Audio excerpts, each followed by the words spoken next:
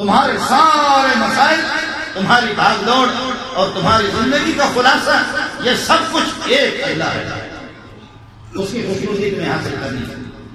میں عرض کر رہا تھا کہ یہ ندی آتی تھی اور بیت اللہ باقاعدہ منہدم ہو گیا تھا، اس کے نشانات نہیں تھے۔ باپ اور بیٹے دونوں نبی، باپ اور بیٹے دونوں۔ وَإِذْ يَرْفَعُ إِبْرَاهِيمُ الْقَوَاعِدَ مِنَ الْبَيْتِ وَإِسْمَاعِيلُ رَبَّنَا تَقَبَّلْ مِنَّا إِنَّكَ أَنْتَ السَّمِيعُ الْعَلِيمُ۔ آسمان کو بھی مزہ آ رہا تھا، مکے کے پہاڑ بھی دیکھ رہے تھے، قربان جان ابراہیم اور اسماعیل دونوں بیت اللہ کی بنیاد تعمیر کر رہے ہیں۔ اے بڑے بڑے بڑے پٹھانوں جو بیٹھے ہو مسجد میں، تم ایک اینٹ بھی لگانے کے لیے تیار نہیں ہو، ایک بلاک لگانے کے لیے کوئی ماں کا حال بتائے وہ ابراہیم سے بڑا ہے، وہ حضرت اسماعیل سے بڑا ہے؟ بتاؤ، عہد کرو کہ ہمارا بڑا ہو یا چھوٹا ہو، بحیثیت مسلم ساری کائنات کو نبی کے خاک خواہ پہ قربان کر دوں۔ نبی بڑوں کی شان یہ ہوتی ہے، بڑا اس وقت بڑا بنتا ہے جب اپنا تعلق رب کے ساتھ جوڑتا ہے، اپنا تعلق مسجد کے ساتھ جوڑتا ہے۔ نبی بیٹا باپ دونوں کے دونوں نبی، ایسا بھی نہیں وہ ابو الانبیاء ہے، حضرت اسحاق کے والد ہے، اسماعیل علیہ السلام کے والد ہے، یعقوب علیہ السلام آپ کے پوتے ہیں، یوسف علیہ السلام یہ پڑ پوتے ہیں، تقریباً سینکڑوں نہیں ہزاروں انبیاء حضرت ابراہیم علیہ السلام کے اولاد ہی میں سے ہیں۔ یہ جتنے بڑے بڑے اولو العزم انبیاء ہیں، حضرت عیسیٰ علیہ السلام، موسیٰ علیہ السلام، ہارون علیہ السلام، یہ سارے کے سارے حضرت ابراہیم کے اولاد میں سے ہیں۔ ابراہیم خود مسجد کی تعمیر کر رہا، وعدہ کرو، کہو کہ ہم مسجدوں میں مدارس کے ساتھ اپنا تعلق جوڑیں گے، ہماری صلاحیتیں، ہمارے جو کچھ اللہ میں توفیق دے گا ہم مدرسوں کے ساتھ تعاون کریں گے۔ اے پٹھانوں ہاتھ اٹھاؤ، ابراہیم سے زیادہ تم قیمتی نہیں ہو۔ کیا کرتا ہے تمہارا وزیر، تمہارا صدر کیا کہتا ہے؟ شاید مولانا نصیب نے اس طرح نہ سنا ہو، نہ سنا ہے، آپ کو اب سن لو، نہیں سنتے تو اٹھ کر چلے جائے۔ آپ بات سمجھ رہے؟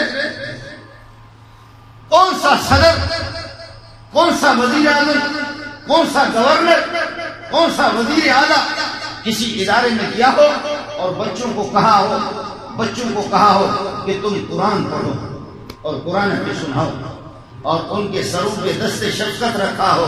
نہیں، ہمارے وزیر اعظم ایک وزیر اعظم، یہ ساتھی آپ کو پتا، آپ نے اخباروں میں بھی پڑھا ہوگا، وہ کراچی میں ادھر لکی اسٹاپ کہتے، وہاں سے گدھوں کا دوڑ لگا کہ کس نے اچھا گدھا پالا ہے، کس نے گدھوں کے ساتھ محنت کی ہے۔ وہ جو ایک ہلکی پھلکی سی گاڑی ہوتی ہے اس پر ایک آدمی بیٹھتا ہے، پھر ایک ڈبہ لیتا ہے، ڈبے کے اندر پتھر ڈالا ہوا ہوتا ہے، ایک گدھا ہوتا ہے، ایک چھوٹی سی دبلی پتلی گاڑی ہوتی ہے اور ہلکی پھلکی سی گاڑی ہوتی ہے، بندہ اس پر بیٹھتا ہے، پھر گدھوں کا ریس لگتا ہے، سارے ٹریفک بند ہے، کوئی گاڑی بھی نہیں جائے گی، آج روڈ خالی ہے گدھوں کے لیے، اور وزیر اعظم شیر شاہ پہ کھڑا ہے یا کھڑی ہے۔ آپ سمجھ رہے؟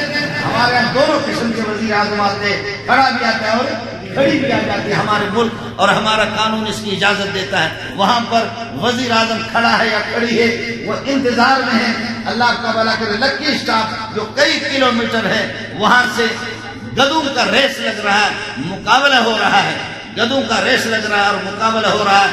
تو پہلے گدھا جو سب سے پہلے یہاں انہوں نے یہ لی ہے، اللہ کو بھلا کرے، سیٹی لی ہے کہ کون پہلی پوزیشن حاصل کرتا ہے۔ پہلا گدھا اس زمانے میں 8 آنے کے 4 آنے کے 8 آنے کی روٹی آتی تھی، روپے کے، اور 8 آنے کی چائے ملتی تھی، اس وقت پیسے کی قیمت تھی، اس وقت کی بات عرض کر رہا ہوں پاکستان کی۔ اس کے بعد مسلسل یہی تاریخ ہے۔ سب سے پہلا گدھا کا مالک جو پہنچا، پہلے والا گدھا وہ چاند اس کا نام ہے، دوسرا گدھا آ گیا اس کا نام تارا ہے، تیسرا گدھا جب پہنچا اس کا نام ہے بابو، چاند تارا بابو۔ پہلے گدھے کو 50,000 ملے، دوسرے کو اللہ کا 30,000 ملے، اور تیسرے کو بھی 25-30,000 ملے۔ وزیر اعظم نے پوری دنیا جمع ہے پاکستان میں، اور جمع ہے وہاں وزیر اعظم کے ہمراہی میں، کہ وزیر اعظم لوگوں کے سروں پر دست شفقت رکھتا ہے۔ تجھے مبارک ہو، آپ نے ایک بہت اچھا گدھا پالا ہے اور بڑی محنت کی ہے، تجھے مبارک ہو۔ چونکہ گدھا ہی کھڑا ہے، گدھوں کی حکومت ہے، تو گدھے کرے گی۔ یہ اخبار جنگ میں بھی آیا ہوگا، آپ نے اللہ امت اخبار میں بھی آپ نے پڑھا ہوگا، دنیا رسائل یہ اخبارات آ رہے ہیں۔ اس اس ملک میں اپنی بات بتا رہا ہوں، اب دنیا میں گند ہی گند، سعودیہ میں بھی اسی طرح اس قسم کا الو کا پٹا آ گیا، دبئی میں اسی طرح آگ جل رہی، بے دینی ہے، قطر کے اندر اسی طرح ہے، لیکن ایک طالبان پہ میری نگاہ لگی، یا اللہ اگر کوئی ترتیب افغانستان میں ہمارے دیش اسلامیہ قائم ہو جائے، مولوی منظور کو پاکستان کی ضرورت نہیں ہے، افغانستان چلا جائے۔ اس ملک میں ایک معزز آدمی نہیں رہ سکتا، اس ملک میں کوئی معزز نہیں رہ سکتا۔ اب سن لو، ابراہیم علیہ السلام، اسماعیل علیہ السلام جب مسجد کی بنیاد رکھ رہے، باپ بیٹا دونوں، مکے کی گرمی آپ کو بھی پتہ ہے، اور پتھر اٹھا کر کے لا رہے ہیں، اللہ کو بلا کر تعمیر بھی کر رہے ہیں۔ یہ بیت اللہ جب مکمل ہو گیا، مسجد حرام کی جب تعمیر ہو گئی، یہ کعبہ کہتے ہیں، ابری ہوئی چیز کو کعبہ اس کو کہتے ہیں۔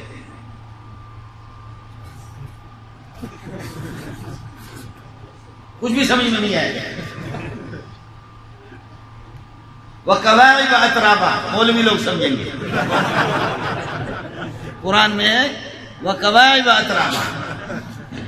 یہ ندی ہے، پانی ایسے ہی سیلاب کا جاتا تھا، بارشیں ہوتی تھی، جو اونچی جگہ یہ ٹیلا تھا، یہاں مسجد حرام کی تعمیر ہو گئی، پانی جیسے آتا تھا پانی کا رخ تو ایسے جانا تھا، لیکن یہ سیلاب کا پانی، ظالمانہ پانی، جب یہ یہاں یہ سیلاب کا پانی پہنچتا بیت اللہ کے قریب تو اپنا رخ موڑتا تھا اور 7 چکر طواف کر کے پھر آگے آ گیا۔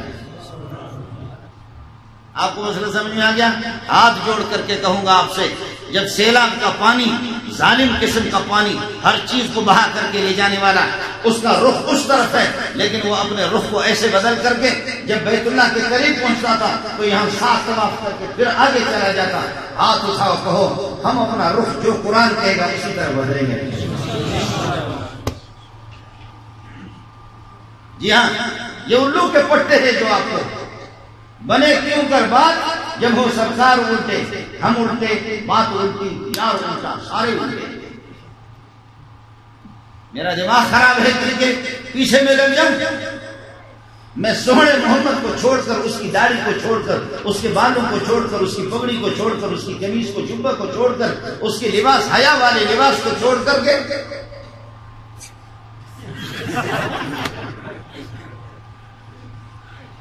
یا محمد سے خوبصورت دکھاؤ، محمد کی داڑھی سے زیادہ خوبصورت دکھاؤ، محمد کے اٹھنے سے بیٹھنے سے صلی اللہ علیہ وسلم، آپ کے کھانے پینے، رفتار گفتار، آپ کی اخلاقیات، آپ کے عادت، ان سے کوئی خوبصورت دکھاؤ تو پھر جاتے کہاں ہو، کہاں کا دیانے چھوٹو پہلوان کی ہوئی، کدھر جاتے ہو، کس خنزیر انگریز کے پیچھے تم پڑے ہوئے؟